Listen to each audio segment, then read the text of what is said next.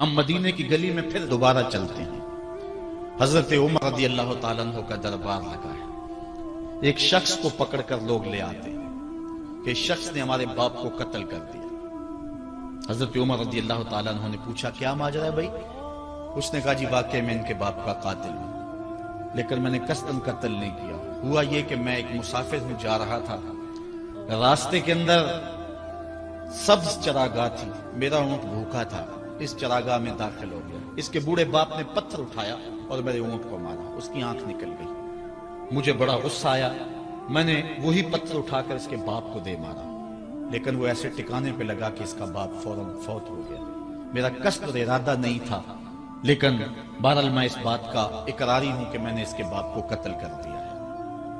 آپ جو حکم سنائیں میں اس کو قبول کروں گا، لیکن میں ایک مہلت مانگتا ہوں کہ میرے دوست، میرے بھائی کی کوئی رقم میرے ذمے ہے، میرے پاس اس نے امانت رکھی ہوئی ہے اور وہ مجھے پتا ہے کہ میں نے کہاں چھپا کے رکھی ہوئی ہے. اگر آپ فیصلہ کر دیتے اور میری گردن کاٹ دی جاتی ہے تو وہ امانت جو میں نے رکھی ہوئی ہے سنبھال کر کے، میرے علاوہ کوئی جانتا بھی نہیں ہے، تو وہ اس تک کون پہنچائے گا؟ اگر آپ مجھے 3 دن کی مہلت دے دیں تو میں جا کر کے اس کی امانت اس کو واپس کر کے پھر واپس آؤں گا. پھر یہ پھندا پھانسی کا میں اپنے گلے میں ڈلوانے کے لیے تیار ہوں.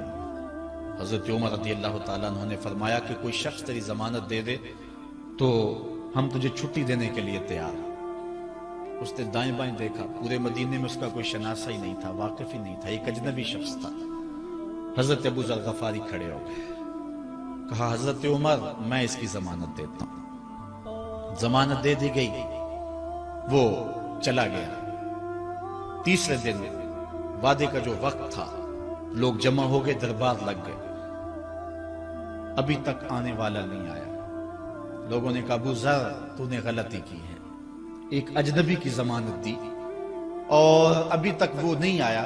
اور میاں صاحب فرماتے ہیں ایک بار جو پھائیں اڑ جاندے ہو پھر کدی نہ پھنس دینے.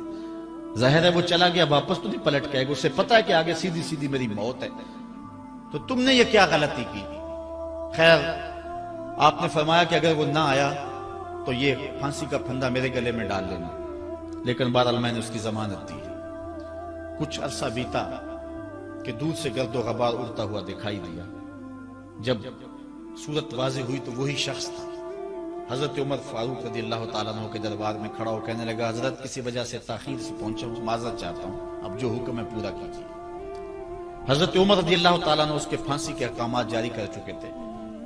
آپ نے فرمایا کہ ابو ذر یہ بتا کہ تو نے اس کی ضمانت کیسے دی جب تو اسے جانتا نہیں تھا؟ تو سنو حضرت ابو ذر غفاری نے کیا کہا. کہا ایک اجنبی میرے محمد کے مدینے میں پناہ مانگ رہا تھا اور اس نے چاروں سمت دیکھا اور کوئی شخص نہیں تھا جو اس کو امان دیتا اور اس کی ضمانت دیتا، تو میں نے اس لیے ضمانت دے دی کہ نہ بھی آیا تو اپنی جان چلی جائے گی.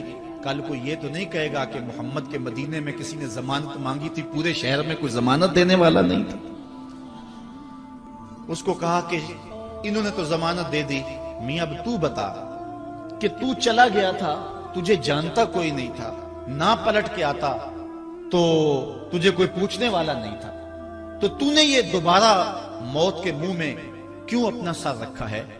تو اس نے کہا کہ میں نے کہا کہ ایک اجنبی کی ضمانت اس ایسے شخص نے دی ہے جو مجھے جانتا بھی نہیں ہے، اور اگر میں نہ گیا تو لوگ قیامت تک اجنبیوں پر بھروسہ نہیں کریں گے کہ اجنبی یوں سلوک کیا کرتے ہیں. تو حضرت عمر رضی اللہ تعالیٰ عنہ اس کے پھانسی کے احکام جاری کیے. تو جن کے باپ کو قتل کیا تھا وہ بیٹے کھڑے ہو گئے، کہنے لگے تاریخ کی کالک ہم اپنے منہ پہ ملیں گے، ہم بھی اپنے باپ کے قاتل کو معاف کر دیتے ہیں. یہ ہماری تاریخ ہے، یہ ہماری کہانی ہے.